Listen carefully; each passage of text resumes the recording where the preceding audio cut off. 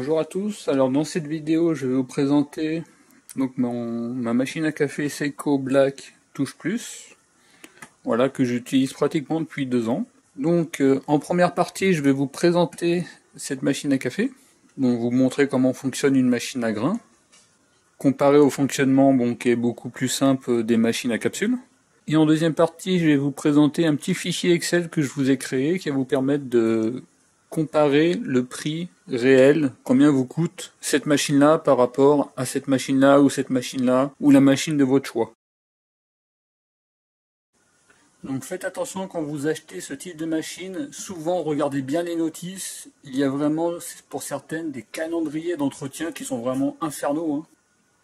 Donc celle-ci elle demande un entretien, on va dire en théorie à peu près toutes les semaines, et je vous cache pas que je le fais allez, même pas tous les mois. Alors comment ça fonctionne? Donc c'est simple, en fin de compte, on met son café en grains, donc c'est du café en grains, et la machine va le broyer. Donc sur le haut, on a une petite zone pour remplir son café en grains, donc là par exemple c'est un bac de 300 grammes. Ici on a une petite zone sur certaines qui vous permettent de mettre du café moulu. Donc par contre attention, c'est une dose par une dose. Donc comme sur les autres machines, on a toujours une zone pour mettre l'eau. Donc on voit que cette machine-là est compatible avec les systèmes Brita, que l'on peut mettre directement dedans. Donc là on a le bouton on-off. Et ici on a la zone, voilà, qui permet de récupérer le café. C'est finalement le bac de marc à café. Alors le fonctionnement est relativement simple, vous mettez vos grains de café ici, vous mettez de l'eau, et après vous n'avez plus qu'à vous verser un café. Donc là je vais me prendre un café petit.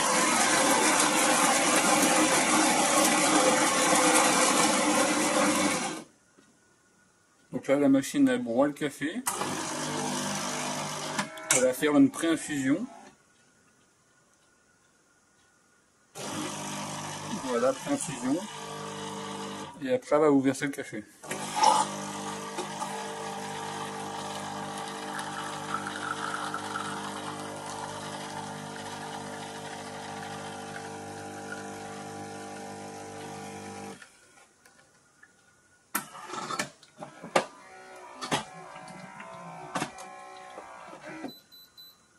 Voilà, donc le fonctionnement en lui-même est relativement simple. Donc là, c'est vraiment du café pas cher. Je paye ce café-là 3,96 € le kilo.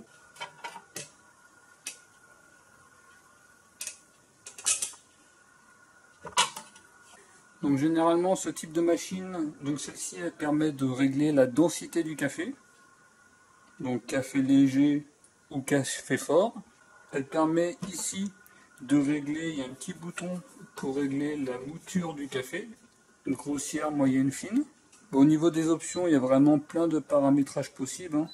Par exemple, on peut paramétrer son café, donc le type de pré-infusion, normal, fort ou désactivé, la température moyenne, l'arôme, la densité du café. Donc c'est vraiment des machines qui vous permettent vraiment un paramétrage, on va dire, précis de votre café. Bon, moi je vous cache pas que j'ai pas trop touché. La seule chose que j'ai touché c'est ça. Voilà, j'ai mis à peu près par là.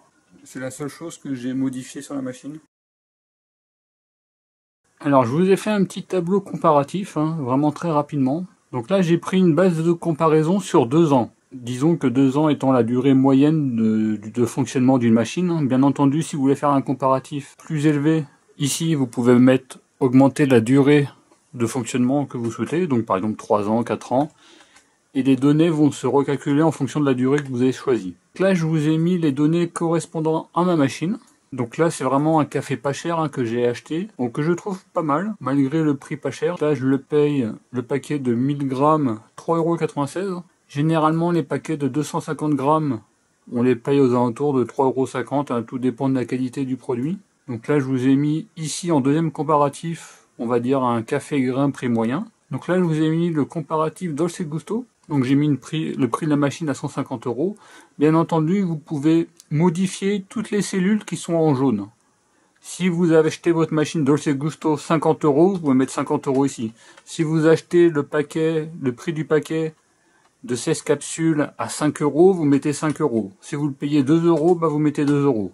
Vous pouvez modifier toutes les données en jaune et donc faire indirectement votre propre comparatif. Je vous ai mis la Dolce Gusto et je vous ai mis la Nespresso. Donc là, ce sont, on va dire, des données moyennes. Donc finalement, pour répondre à la question qui est le moins cher entre ces trois machines, et ben finalement la réponse est ça dépend. Ça dépend du nombre de cafés que vous consommez par jour. Si on consomme en moyenne un café par jour pendant 2 ans, et ben finalement la machine la moins chère, généralement les machines à capsule. Par contre, si vous êtes amené à consommer beaucoup de café par jour, par exemple si vous consommez 6 cafés par jour en moyenne, ma machine au total m'aura coûté 516 €, machine plus café. Donc si j'utilise du café en grains de qualité moyenne, elle m'aura coûté 911 €. La Dolce Gusto, ça m'aura coûté 1076 €. Donc même si le prix de la machine est beaucoup plus faible, on voit que finalement sur 2 ans, eh ben, on a largement rentabilisé le prix de la machine. Et là, la Nespresso, on est par exemple à 1593 €, donc sur la base de 6 cafés par jour en moyenne. Ici, vous pouvez mettre votre propre consommation de café. Par exemple, si vous consommez 15 cafés par jour, voilà, le tableau va s'adapter à votre consommation. Et si vous voulez faire la comparaison sur 3-4 années, bah vous modifiez ici 3 ans, 4 ans. Bon, vaut mieux pas mettre trop d'années parce que sinon ça va vous donner le tournis. Par exemple, si la machine fonctionne 4 ans et sur une base de 6 cafés par jour, ma machine m'aura coûté 672 €. La Nespresso m'aura coûté 3126 €. Donc voilà, donc vous trouverez ce petit comparatif qui vous permettra de mettre vos données donc sur ma page Brico Vidéo. Je vous le mettrai, donc il sera téléchargeable gratuitement. Donc voilà, je vous remercie, à très bientôt, au revoir.